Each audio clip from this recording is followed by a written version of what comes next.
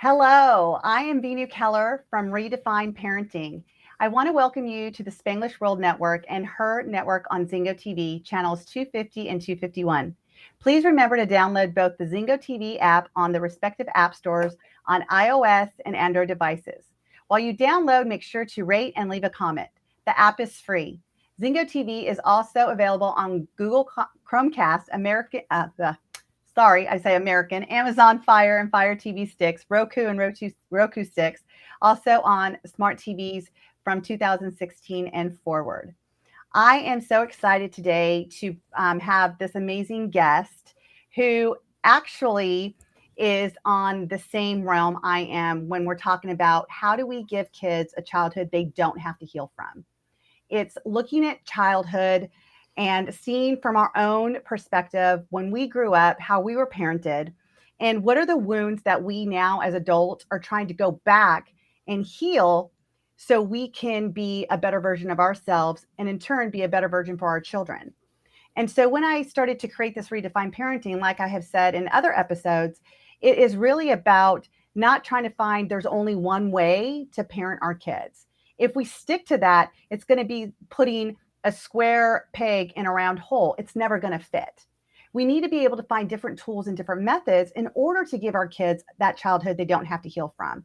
And so I had the privilege of talking to my guest, Curt Jordan, who is the founder of Kong Academy. And when we were having this discussion, we were really talking about the resiliency of our children, especially after COVID, of being so isolated and feeling so alone. And, self-worth, self-esteem went down because even if they didn't have the pressure of feeling any type of rejection or whatever in schools, they now felt that internally and socially, especially when they don't have that big social media following, or they want to be like people and they don't even know how. They can't even mimic it because they're not in proximity anymore. And so when I was talking to Curt, we were talking about the resiliency and what Kong Academy actually is. And it's really, I always say we want to teach our kids to be happy, healthy, and independent. And so when Curt and I were on this conversation, he's like, that's exactly what Kong Academy does. It takes these kids who, have these different ideologies of who they are or what they should be, and through his program, him and his partner have created these amazing ways and techniques about creating these kids to be more independent, which in turn gives them that resiliency they're looking for. So, Curt, welcome to the show. I'm so excited to have you here. Thank you. Thank you for having me, and thank you for making the space to have this very needed conversation. So, yeah, I'm honored to be here. Absolutely. So tell us, how did you really get started with the Kong Academy? Like, what is it? But more than anything, what's your vision and your purpose for you and your partner to put the time and resources into creating this? Like, where did it all come from, this idea? Yeah, so I think this comes from, I think, just an amalgamation of all the things that I have done in my life. I have worked with kids for over the past 2 decades, and that's a big chunk of my time. So and this is the thing that I truly believe I was created for. And I know that's a bold statement to make, but this is the thing that I have a passion for doing. This is the thing I have a virtue and gift in, and this is something that I've had the most practice with. And even from a younger age, I would be working with kids, and I would be, when I started, I was 13, I was teaching swim lessons, right? And when I was sitting there and I was really valuing this connection with, a younger kid, maybe 4 or 5, trying to learn how to swim for the first time, which is scary for a kid, right? And you're trying to get in, and you're trying to get them to take a chance, be brave, right? Contend with something that's unknown, and then they come out just a little bit bettered. That was something that planted seeds really early for me, in that this physical experience that that kids are drawn to, that kids are wanting to be a part of. If that can be harnessed with virtue, and in that, like the same thing we just talked about with bravery or resiliency, or any of these lip service topics that often people talk about, but they don't have an actual way of giving that to a child, right? It's just something that you hope for, right? It's just this, like, it's an aspirational value. Yeah, I hope my kids become independent, Right, right, resilient, and so, but there's no how. And right. so the why Kong Academy is because that how needed to exist in a tangible, logical way, because kids are not given that opportunity. And I love that because it almost for these kids, you know, how many times our kids are up against something and they're like, it's just impossible. It's just impossible. And it's almost like you have developed this way of showing kids that I am possible, like I'm possible in doing this. And Mhm, one of the things that I love that you just said is it's a doable thing, it's an action thing. You mhm, know, one of our, you know, we both have one of the same mentors, Tony Robbins. He says, like, success leaves clues. And if we look at that, what is it really saying is like anybody who is successful, at least through my definition, they are the ones that take action. The issue with kids, and you just brought this up, is that when they see this task at hand, even if it's going back to the swimming, and they're like, that's just impossible. I don't know how to do it. And so they don't even know what actions to take, right? Like, mhm, is it just like, you know what? Let's just take one step. Let's just put our feet in the water. Let's just get mhm. comfortable with that and let's get our feet in the water. And so by taking these different steps, they're actionable and the child just doesn't have to sit there and wish. And as parents, like you said, don't have to just sit there and wish. It's like, well, I hope that they're able to do that. I really hope they're athletic. You know what? I really hope that their balance gets better than what I'm seeing at 1 years old. Mhm. Right. Or and then they also, make excuses for them as to like, "Oh, but he's just, she's just," Oh, all right? all the time. And then that just sets up more bigger obstacles that are unknown to the kid, Right, I mean, right? and the kids take on that too, right? I mean, Uh-huh. some of the kids I coach, and I'm sure you do too, they're like, "Yeah, because I have Asperger's, or it's Yeah. because I have ADHD, or Mhm. it's because I was ODD." You know, with all Mhm. these like little letters that the DSM-5 has given our kids these years, they take on that as their identity versus Mhm. shifting that identity to show them what is actually possible when you Mhm. have somebody like yourself and your partner who've created this amazing academy to show them how to take the action to do it. Yeah, as soon as a kid has a reason, they stop looking for an answer on how they can do something, right? Or an They're like, "I excuse, right? can't because," right? And those limited beliefs come earlier than you think, right? For a lot of parents that are maybe listening, right, the limited beliefs come by when their kids are 4 years old, and it's not something that is conscious at first.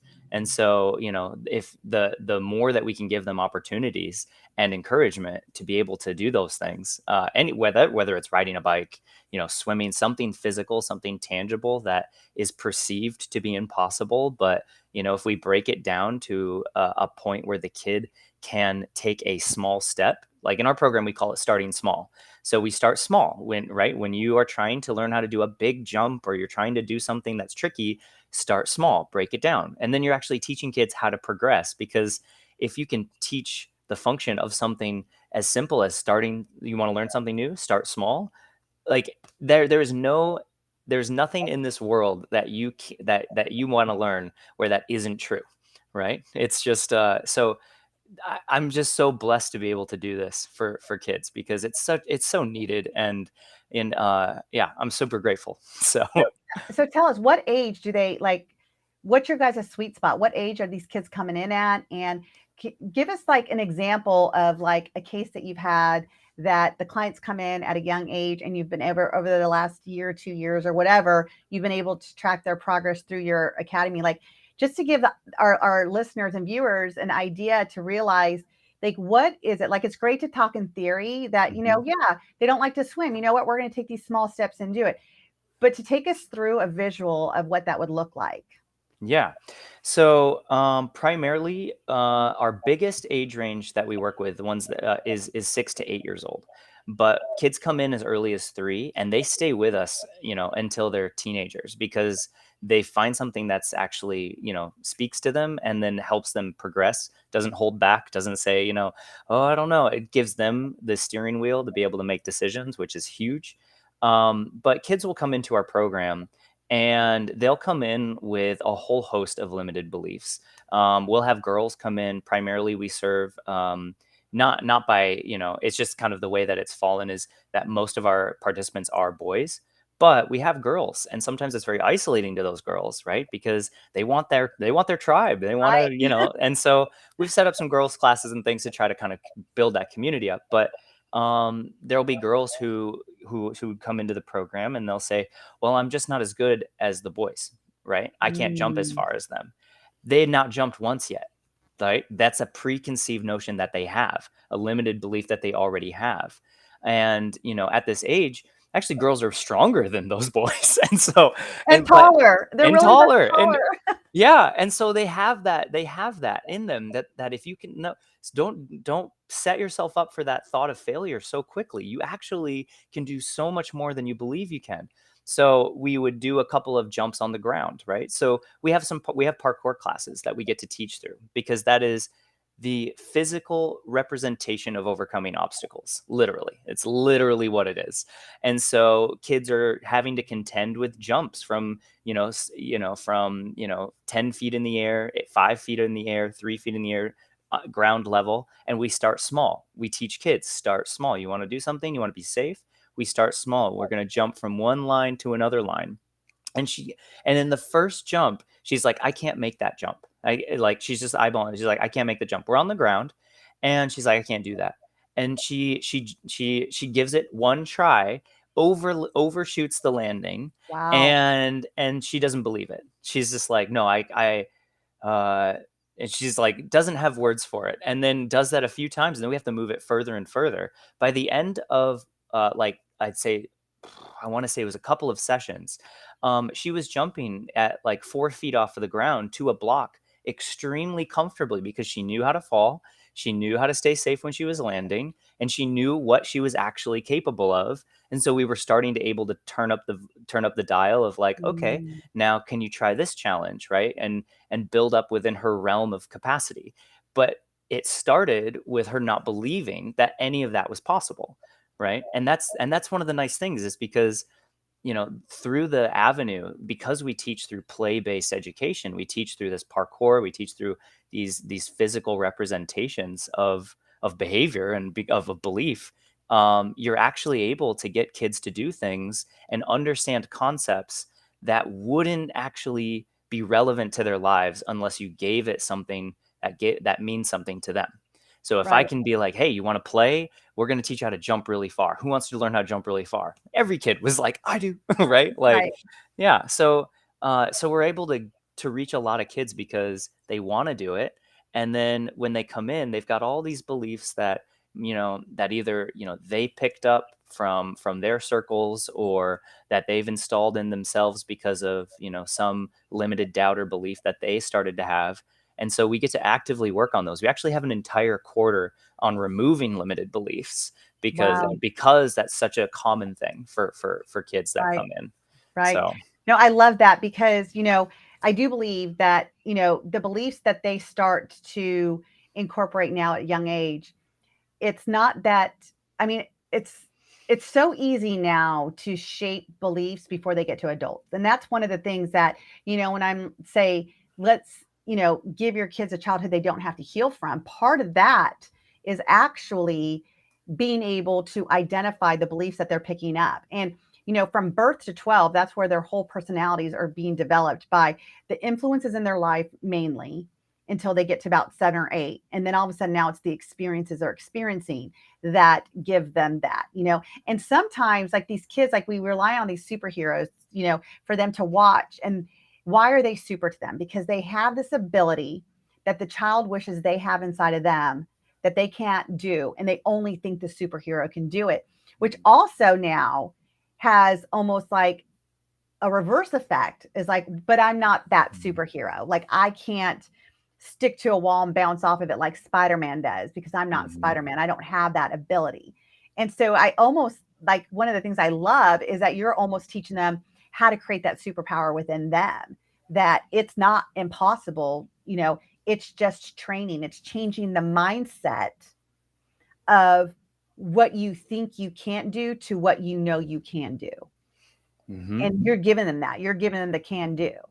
And that is so, so impressive, because where are we getting any of that in school? When you go to school and our kids are going to the education institution, we as parents were finding out very quickly don't even have an opportunity to say, no, no, no, no, please don't put that in my child's head right now. They're too young. Like we're losing the battle as parents right now. And then we have to have them come home, and then we have to reprogram what they are learning or doing if they have that open, safe, and trusting space with us to even share with us, which I've talked about in another episode, is that creating that safe space for children to be able to talk to us. And if they don't, they continue to stack those beliefs of what's not possible. Like Mhm. you said, just walking in saying, I can't jump that. Like, how do you know? I Right. just know. I just know I can't. So every time they say that, they're just reinforcing that they're not capable. And a lot of the I know I can't comes from, I don't think I'm worthy. I Mhm. don't think I'm good enough. I'm I don't scared. want, yes, I don't want you to laugh at me. I don't Mhm. want you to think that I'm a wimp, you Yeah, know? and it's that lacking of the emotional vocabulary, and I don't wanna necessarily say courage, but a lot of times it is. It's this bravery of, like, if I say this, what does that mean about me? Mhm. Which ties into your comment about worthiness, right? So I will hide that from myself, but actually to demonstrate, that's, something that we teach in our classes. Say how you feel, ask for what you need, and I'll have them Mm. repeat that over and over again, Yeah, and can we'll you repeat stand it and again adjust. for can you please Yeah, repeat it again 100%. for, because I think that is so pivotal. And you know what, guys, if you guys have any questions or comments for myself or Curt, please, we get the comments in here, we can answer those questions. And I would also invite you guys to have something to write down. You know, my other mentor, Joseph McClendon III, he says, what you write is what you invite. And so this is one of those nuggets I want you to write down. So Curt, can you please repeat that again? Yeah, it's super simple, but that's why it's good. Say how you feel, ask for what you need. It Mm. doesn't matter how old you are, that is going to be of service. Say how you Mm. feel, ask for what you need. I If think that I'm so sorry. I just think that I want to stay on that just for a second, because please. that's one of the things that I feel us adults have the biggest challenge with. A lot of our fears come from that. It's asking for help, Mhm. or because what we make that mean, that we're less than, or again, we start judging ourselves, right? That self-beating starts if we ask for help. So I have to be tough enough, I have to be strong enough, I have to be Yeah. brave enough to do it by myself. So yeah, so please continue. I just wanted to Yeah. add that because I think us adults do that a lot. Oh, and yeah, because it's emotional behavior. And if you think that you are over it because you're older, then I'm sorry, but you're not. I mean, you have the same problems that a 6-year-old does. You just have them in different vessels, right? Like I literally saw a grown woman the other day have a temper tantrum, right? Like I've also seen that from a 6-year-old. I've seen that from every age in between. It's how you handle your emotions, and do you have the tools to be able to do that? And if you don't, what tools do you need to learn so then you can model those? Because that's the other thing, right? Like as parents, if we're afraid to say how we feel and ask for what we need, how can we expect someone who has had far less experience to be able to do that, right? Mm, So, if we can model first and then absolutely. just reinforce, like just asking your kid, hey, if they're shutting down or whatever it is, say how you feel and just ask me for what you need, right? I'm upset. I need some space. I'm scared. Could you help me? Right? There's so many. This is yeah. There's so many practical uses of this. It's so funny. I think I shared this last week, but I'm going to share it again. So, my husband and I, we have 6 kids total, and two of them live with us full time. They're twins. They're almost 10. They'll be 10 next month, and they're boy girl twins. And our boy, he definitely is. He's definitely vocal about his emotions, and he would, like, if he didn't like what his dad or I say, he would, like, just walk off. And finally, about 3 weeks ago, I said, this is uncalled for. Like, this is very disrespectful. And I and your father want to honor what you were feeling. So, the way we're going to do that, instead of you walking off and being disrespectful, is you're going to say, I am mad. I am hurt. I feel like, you're lying to me, or whatever you're feeling. I want you to say it, and then tell us that you need some time. And we've always created, since they were babies, your room is your safe space. Hmm. You can cry there, you can get mad there, you can laugh there. That is your safety of whatever emotion you want to feel. It is your room. And if you feel you need to just have that emotional release where you're melting down, I want you to have it. But you won't do it in the living room or the kitchen. You can go to your room and do it. Hmm. And so we've always, like, basically trained them to do that. And so the caveat to that, because that's what he would do. He would just walk off and go to his room to have his feeling.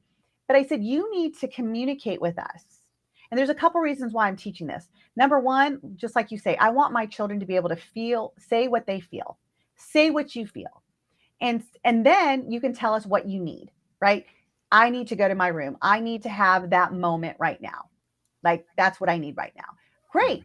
So, and I'm going to tell you, Curt, it has worked so beautifully. And when he's walking away and I see it, I'm like, I'm sorry, I didn't hear anything. I'm mad. Thank you. I can see that. What do you need?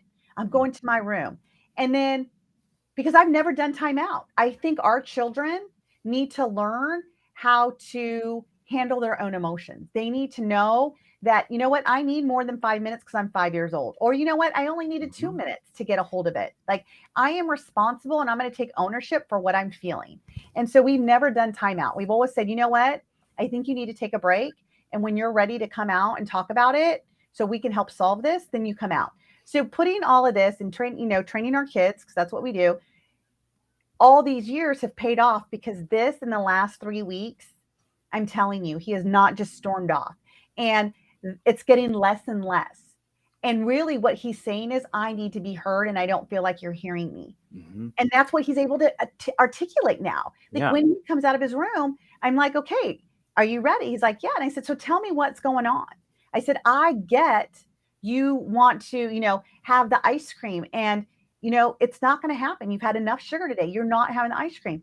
And I can get you're mad about it. He's like, I'm not mad about that. And I said, okay, so what are you mad about? He's like, I was trying to explain to Dad what you had said earlier and he wouldn't let me say it. And I did not feel heard. How amazing, how priceless is that conversation? Yeah. And insight, even for the dad as well, right? Because it's like, oh, I didn't realize I was talking over, right? Because parents we often do that because we're in this position of guidance and albeit hierarchy based on the fact that we're responsible. Our responsibility lies, continue or past it.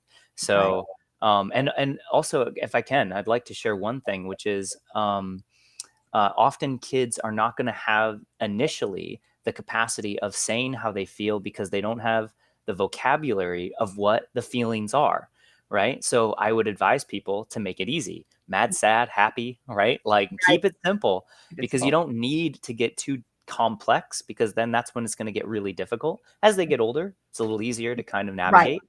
But if you're trying to get them to figure out how it is they feel, regardless of age, because maturity does not equal chronological age, start simple with emotional vocabulary and then help them brainstorm solutions that might be beneficial to them in that state. So if it's, I'd like to spend some time in my room, I'd like 5 minutes. They might not even know to put a time to it. Be like, would you like 2 minutes? Would you like 5 minutes? By asking questions, you're really going to give them to be able to start developing for themselves a list of possibilities. When I feel this, then I can do this.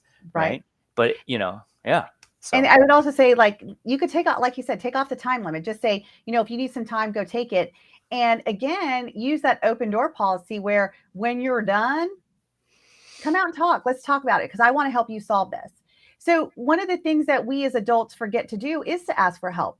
So if you can imagine starting this early with your children, and I always say, be curious, not critical. Get curious about, like, what is it that you're feeling? You're mad. And like, I love that. Like, keep it simple. Like my children are almost 10 and we talk a lot about emotions. So they are definitely able. And like you said, the maturity, they're not mature. They are definitely immature 9-year-olds. And yet they understand the emotional intelligence of what they're feeling because it's reiterated. We talk about it. Like this family is, my house is always talking about feelings, about why we're mad and why we're sad.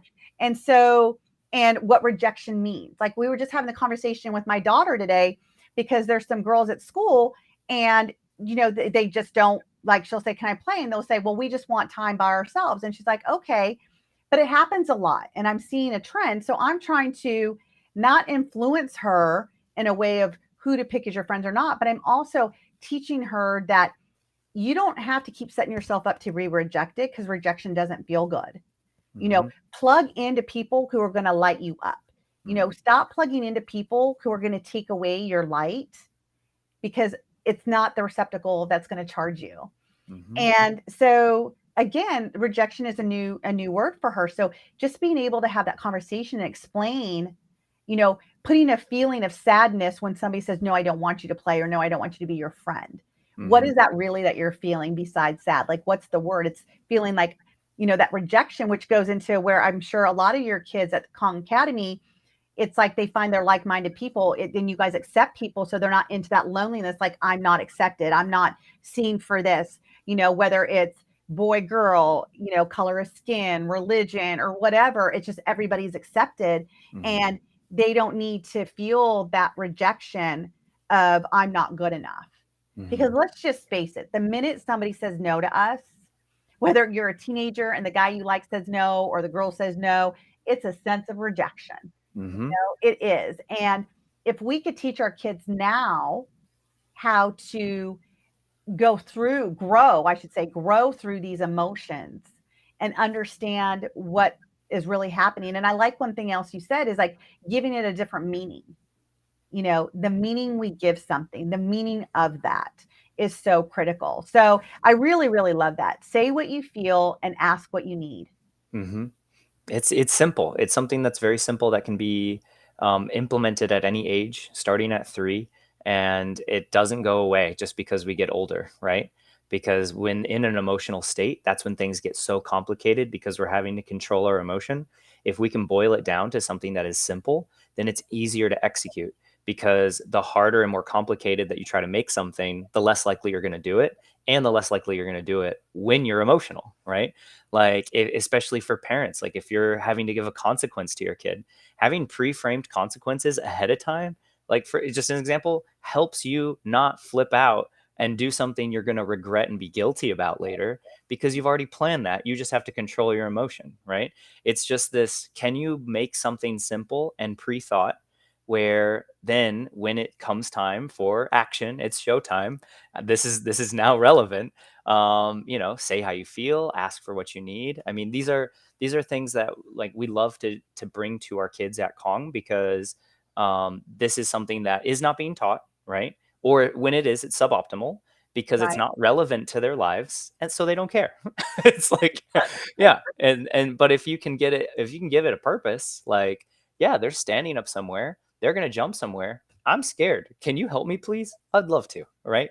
It's Nice. something simple that makes it tangible, and when it's real and relatable, then it's actually going to be internalized. That's the thing we're looking for. We're going to physically connect it to the experience that we're trying to give to them, so then that way they really understand, and it doesn't come with a worksheet, and it doesn't come Mhm. with like, write a poem about a time that you may have been frustrated, right? It's Right. like, no, this is how you actually are going to deal with these problems. And that's really what we love to do for kids, because kids need it. So, I love that. So I'm curious, at Kong Academy, one of the issues that I run in a lot, especially with my teenage kids that I coach and I've seen throughout, is the social skills of not feeling left out. Like, I have a lot of kids that I coach and they just feel very lonely at school. They feel like nobody wants to play with them. Everybody's not their friend. Everybody hates them. They don't fit in. You know, um, do you see that trend too with some of these kids that come to you? And certainly. how are you guys supporting them? How are you guys supporting them in, being able to not feel left out or isolated when they're in social settings at school? Choices, I think, would be my first way of framing that. Because if I don't give kids choices, then I'm left for me to run the show, and they're not able to. They're minimally getting social interaction, right? If I give kids more choices throughout the day of who to work with, the more choices that I'm able to give to them, then and if I'm able to let them choose, and then I hold them accountable to whatever actions that they are doing, and then I let them choose again, that's Hmm. ultimately going to be a really great way to craft a whole host of things. Because if I let a kid, for example, if I let a group of kids choose an activity and self organize that activity, right? Well, now they're going to have to make sure that it's fair for everybody, enough to where they have enough players to where they're going to keep playing. And if a couple of kids or a kid feels left out and they don't want to participate, but then How kind are they to that individual? Are they trying to include that individual? I can hold them accountable to those actions, and I can also help guide, how do you want to participate, right? Right. What is it that you do want to do? Again, giving them choices of expression, because if they're not being seen and heard, something that you talked about with your 10-year-old, right? I just wasn't being heard, right? And you're constantly being overshadowed by a teacher, or someone else in class that's just louder, right? Or Right. something that's someone more charismatic or whatever. Then you're never really able to kind of see the person, connect with them, let them shine in their way. So choices would be the very first thing that I would consider. um, Do you guys feel like there's any, like, let's just face it, cliques are always going to be here. We've had oh yeah. cliques when we were growing up. I'm sure you had cliques when you were growing up. Like, it just is. And it's so funny. We always migrate to these people that we call popular, right? And Mhm. it's like, I look back now and like, well, what made them popular? What made them like, why? It's like the people that rejected me are the people I wanted to be a part of. Mhm. And all of a sudden we're seeing them as a popular and we're left out. How do you deal with that at the Kong Academy? Because I'm sure, like, you know, do you guys have big classes? Are they small? Are they clicky? And if so, what do you do to, you know, make it so everybody fits together? Yeah, so we do a quarter. So we have 4 quarters that we rotate through. One was limited beliefs. Another one is we work on active communication and relationship skills. And so finding partners that you normally don't work with. Okay. Doing blindfolded activities with people that you normally don't work with. Things that give them, again, that physical and tangible experience. But for older kids, right? Because this is for younger kids, I think it's a little bit easier to manage because Absolutely. they won't play. But for teenagers, for preteens and teens, one of the I give them choices, which is something that they are desperately in need of, because Yes.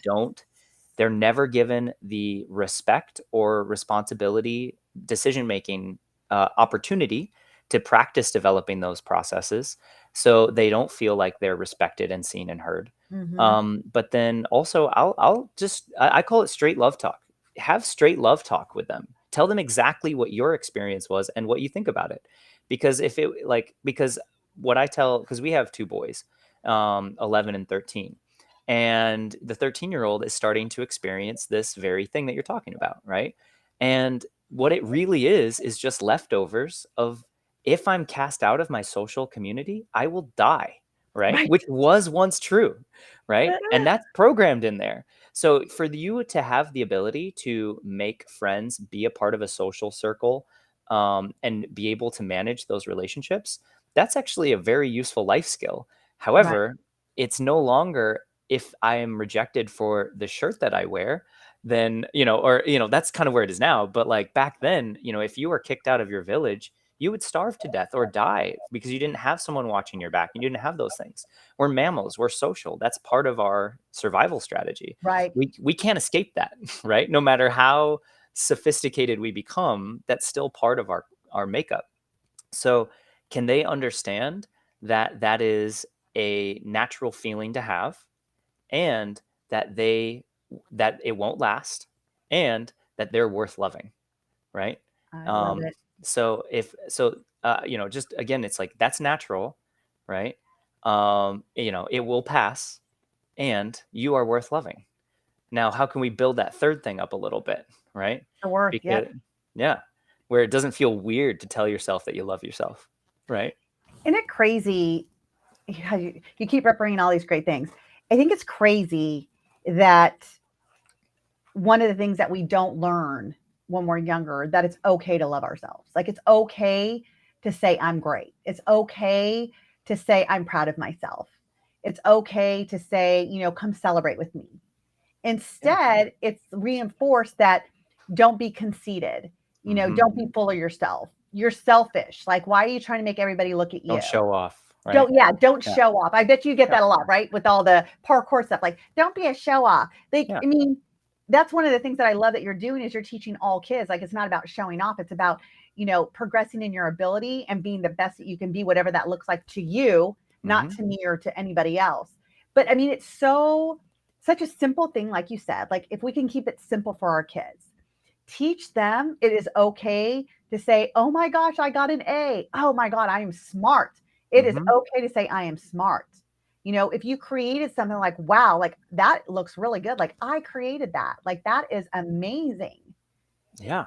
If we could give as much attention to those that like make it okay for all kids to see their gifts, it would change the world. It really would, because we're so busy teaching our kids what they're not doing right so they can do better, Mhm. instead of saying, you're doing this right, keep it up. Like this is Mhm. exactly. And my husband and I, we actually have worked on this in our parenting, because my parenting definitely has changed from when I raised my 28 and 23-year-old. Um, and one of the biggest things that we do is like when they've done great, we're like, how do we duplicate that? Like that is your success formula. How do we duplicate what you just did? Because doesn't this feel better?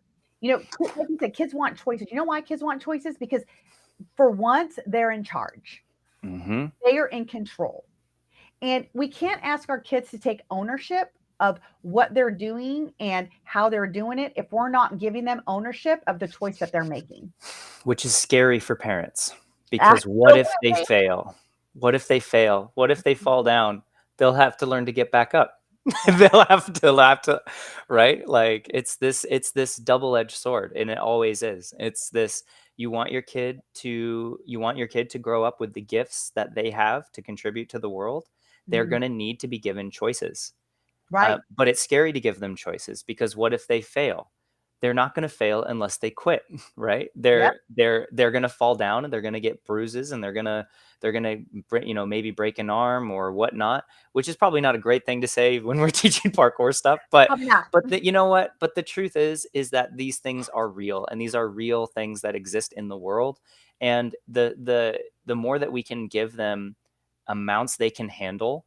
This is I'm so glad you brought this up, because this is exactly what I want all parents to hear.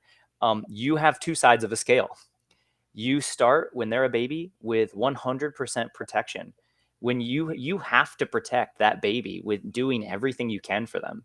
Your job as a parent is to slowly move the weights of that scale over from the protection side to the preparation side, because that's your Mm. job, is to prepare them for the world. And you shift over those weights as much as they can handle, and no more, right? That's the distinction. That's the threshold. You can't put more on than they can handle, and you shouldn't put less on, because otherwise you might feel significant by doing things for them, and convince yourself, I'm such a good parent because I do so much for them. Really, if you're being honest, you're getting in your own way, and you're Yes. getting in their way. And Amen. so you need to give them choices, and you need to make space for them and hold them accountable to the choices that they made, because that's how they're going to really learn something, because they had a real world experience about what that choice, the choice they made, the one they can have ownership of, as opposed to, oh, my teacher will tell me everything I need to know, right? My parent, my coach, my whatever will do everything, will tell me everything, I just will sit here and be quiet and be good, right? It's Right. like, what kind of person you want to grow? Yeah. Right, not to be still and be quiet, definitely not. That's Yeah. probably why I was in trouble all the time. I was in trouble all the time, and it's Yeah, so funny same. because I'll have conversations with my girlfriends that since we were like kids, like my best friend, since we were 6, we've been best friends, and we'll always say, you always got me in trouble with your talking. Like nothing has changed. Nothing has changed. Yeah. Yeah, But same. I wanted to be a kid. I wanted to explore my voice. I wanted to explore who I was, and again, it's like these choices help our kids be independent. I always tell parents, when you had a child and they were 1 and they were learning how to walk, Mhm. we didn't, I mean, I at least didn't, I didn't hover over them. Well, actually, my first one, I probably did hover over a little bit. But, then I learned that it doesn't matter if I'm hovering or not, they're going to fall. And the only way he's going to learn how to get back up is if I just encourage him through my words and say, you got this. Look at you. Come on, get back up. I know. Come on. Let's shake it off. Let's shake it off. Mhm. And they got back up. Mhm. And it's a great metaphor for life. How many times as adults now, I mean, I know I'm older than you, but even so, it doesn't matter what generation in our adulthood we're in, how many times did we fall to get where we're at today? I would not be who I am or what I am if I didn't have all the scrapes, bruises, broken bones emotionally and everything else, right? And there was nobody to pick me up. And I was kind of glad now. I look back and I thought it was loneliness, but instead it was a lesson in life that I learned that if somebody was there to pick me up, Hmm. I would never have learned that resilience, how to You're get in that. the emotional gym. Yeah, you were learning, you were earning skills. Yes. Yes. And I love that Kong Academy does that. I love that you guys are teaching them the freedom of choice. And I always tell parents, I said, we may not like the choice they make, but when you find the gift in that choice they make, they no longer are making a bad choice. Hmm. Yeah, I love that. That's a really beautiful thing. Can you say that again? That was Yes. great. So it doesn't matter what choice they make. If we can help these kids find the gift in the choice that they made, it's no longer a bad choice. I love that, because what I hear when you say that is you know, there's whatever solution they proposed on how to get that displays some form of virtue that that person has, Mhm. right? Like whether it was, I'm going to use my social ability, or I'm going to use, the fact that I am determined, right? When on some people might think, oh, you're just stubborn, or you're determined, right? It's, again, it's a double-edged thing. Mhm. It can be a positive trait. So I really like that, because what I hear is how how they try to solve the solution is an indicator to a gift or a virtue. Is It that is. fair? Absolutely. Absolutely. Yeah. And I have this program in I have Cracked the Code on Parenting, my 6-week course. And one of the weeks I teach, love their weaknesses into their strengths. Mm. Love their weaknesses into that strength, because even through their weaknesses, and I have many, many examples. I have a kid I coached a long, long time ago, and he was one of those kids that he was going to break the rules and do what he wanted to do. And guess what? He shoplifted. And the parents are like, what do we do? And I'm like, don't do anything. Let the natural consequences come for his actions. Wait, you want me to let him go down to the police station? And I said, yep. Hmm. And I Want might said, be a strong word, but this is how it works, right? right? Yeah. Yes. Allow the system to do what it's designed to do. Yeah. And guess what? After just 1 hour or whatever it was, and the parents went in there and the kid got questioned, um, the child changed everything. He was no longer the rule breaker, because when he broke the rule, he had the most important gift, that he wasn't just affecting himself, he was affecting the people around him. And one of his strengths was that he was really compassionate about people. Like, he didn't want to hurt people intentionally, right? Like, even though he's a rule breaker, he wasn't one to go bully you or hurt your feelings, because he cared too much about, he had a lot of compassion in him. And so when I talked to the parents, I said, so his strength is compassion. What if you were able to use this choice that he made as the effect it had on other people and go to his strength of compassion? What could we teach him then? And that was like loving his weakness into his strength. And that boy changed. Like, even the teachers, like a month after, the teachers like, okay, what happened to this kid? Like he is like following the rules. Like, he's not going out of his way to get the attention by Hmm. breaking the rules. And that's really what it was. He wanted to say, look at me, look at me. Well, guess what? He got look at me real big at the police Yeah. station, right? He was held accountable to the decisions Correct. he made. Correct. Yeah. Yep. Instead of the parents going, oh my gosh, if he goes to jail, what is that going to make me? Or juvie or whatever. Like you said, it's parents cannot take ownership for the lessons their child's going to learn. I'm going to say that again. We cannot take ownership for the lessons our children are going to learn through their choices. My adult boys have made some choices that definitely did not go along with the way I raised them, and they will tell you that. And the first time it happened, I felt guilt. The second time, I had no parent guilt, because I know that I did the best that I could as a parent. And I also know that both my boys are adults, and they too need this lesson. They need this Yes. lesson to Yeah. grow. And I can't go lift them up. Like you said, I'm not going to go pick them up. And I asked them 2 questions. What did you learn? And what are you Hmm. going to do differently going forward? Hmm. I think one of the main fears that a lot of parents have when it comes to holding people accountable is, this loss of love, or, that we're trying to protect our kids.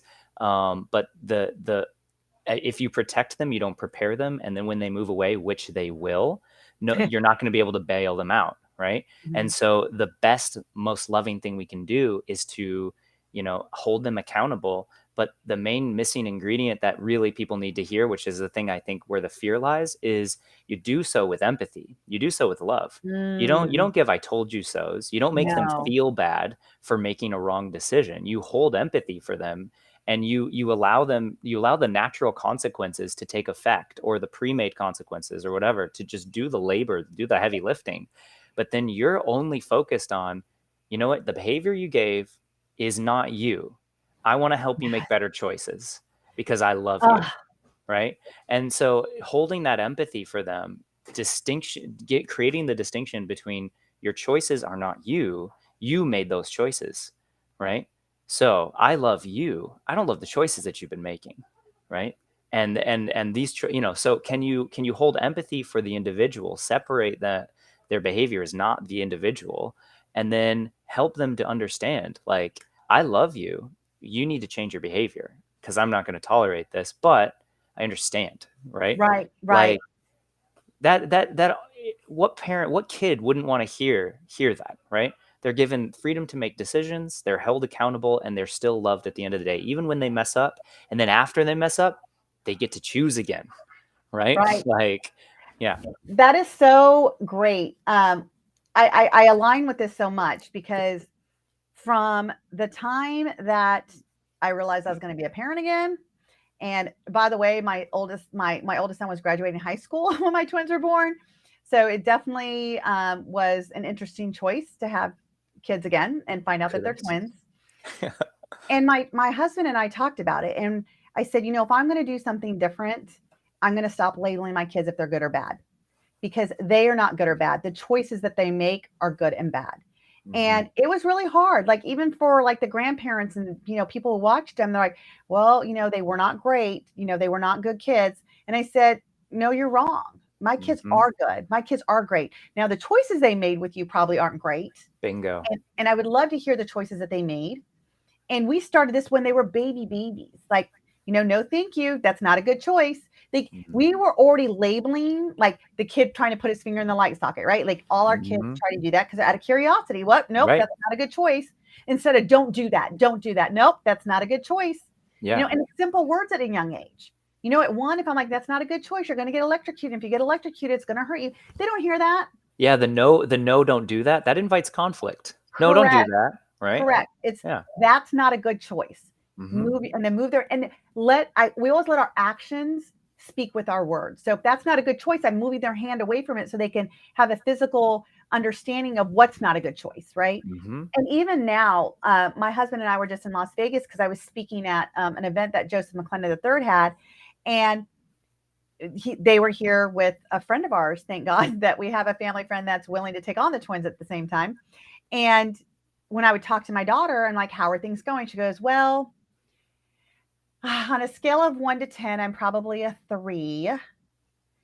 And I said, okay, so what's been going on? She says, I have not been making good choices. What a beautiful thing to hear.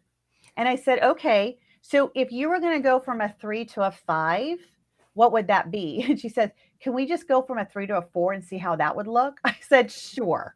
That's better. Starting small. Right? Start small. Yeah. I only had 2 more days, so I was trying to like kind of fast forward, but and what's great is your kids will keep you in check. So I said, so what would have to happen for you to go from a 3 to a 4? Like, what's one thing? She said, I would have to make the choice to not argue when it's my time to go in the bath. I said, that would be a great choice. That would be a great choice. And I love it because whenever I ask our kids, like, how was school today? It was great. What was great about it? I made good choices, or I didn't make a good choice, but Mom, I turned my day around and I made a better choice. Like, that word choice is constantly going in our household all the time. That's awesome. And right now, and I think that you would agree that when kids become about 7, 8 until about 12, it's the age of ownership. You can't blame other people anymore. Like, it's not working anymore. She did that. He did that. My teacher didn't do this. Oh, I love hearing those when kids tell me that in class. I love that. Right? It's like, yeah. So what I do, and if you're taking notes, I'd write this down is, you know, and if you were going to do it over, forget what they did. What would you personally do over? What could you do differently? Hmm. And then they tell you that and they say, and what would be the outcome now? What would have been the reaction now? What would have been the response now? And they're like, oh. And I said, Hmm. "So you see, it has nothing to do with the teacher, that boy, or whoever, or your sister, because it's always the twins. Hmm. You can make a simple choice to walk away, to not fight back, to not take things away, and look at the outcome to be different. And that is how we, in our household anyway, encourage choices. We have a few more minutes, but I would love to hear Yeah. how you guys do it in your house with your boys. And also, I'm sure it trickles into how you guys teach at the Kong Academy too. Yeah. So I'll start with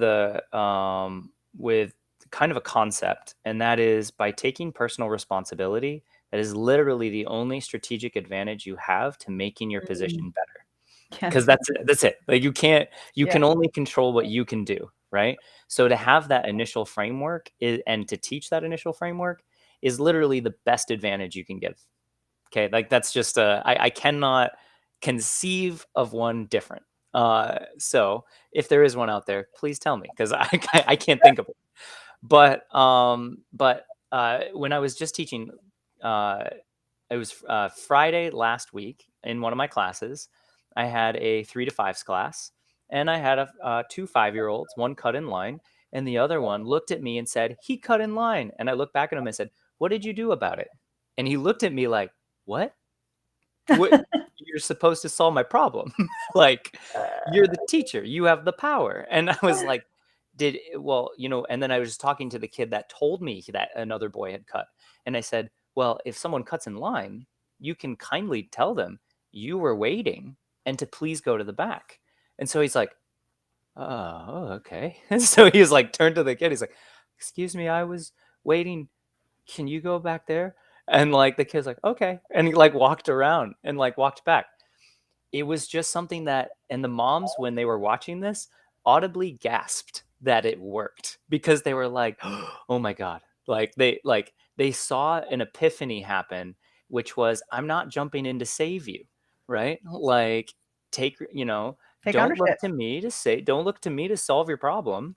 I want you to ask the person to try to solve the problem. I want you to try to solve it. If you try and you're not, and something's not working, that's what I'm here for, right? Right. I was going to ask you. So, what if that kid would have been like, no? Yeah, And then you give that outlet. yeah, Like, once you've tried to aid, and we call it aiding in your own rescue, hmm, then I am willing to aid you as well. yeah. But I can't Asking for solve your help, problems, right? yeah, asking for help and asking you to do it for me is very Two different, different things. right? Right. And so the first thing is to uh, well, okay, the first thing, if you, because asking about what we do at home, we have 4 rules at home, and if you are listening and you do not have rules, You um, got to get them. you got to get them. Right. And Boundaries. yeah, we have 4. My advice is not to make them. No, don't make a huge laundry list. You're gonna have kids forget them. But one of our rules is be responsible for your own actions. And that will literally shut down. And that's ironically, since it's also our company, that's one of the rules at class. So uh, that is something that immediately shuts down all, yeah, but he, she, it's not Right. it's like, no, I didn't ask about him. I didn't ask about her. I just asked, what did you do?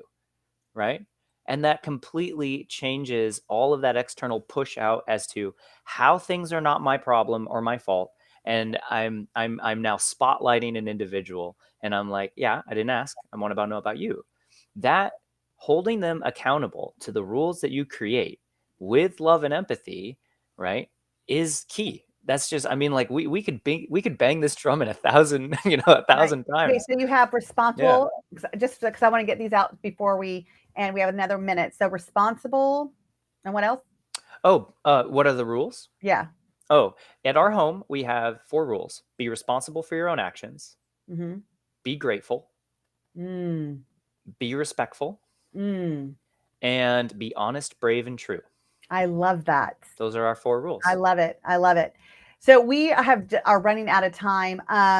Kong Academy, where can people find more information about this? Because I know you have parenting, you have kids, like you have a bunch of stuff going on. Yeah. I love what you're doing. If people wanted to find more about Kong Academy, can you just give them the website? Yeah, it's www.kongacademy, Kong academy.org.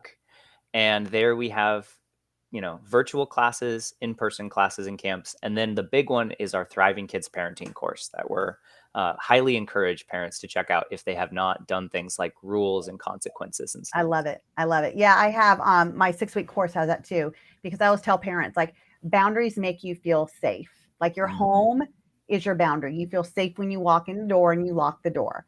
So we have got to be able to create that. I have that in my course too about how do you create boundaries that keep your kids safe and responsible and growing in an independent way.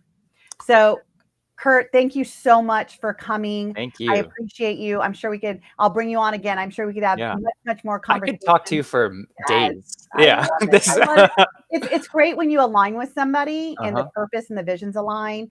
And we're just out here. We're just out here to help parent in a way, not better, but in a way that we're understanding our kids, because our kids definitely don't understand us the way we were raised. So definitely in that world.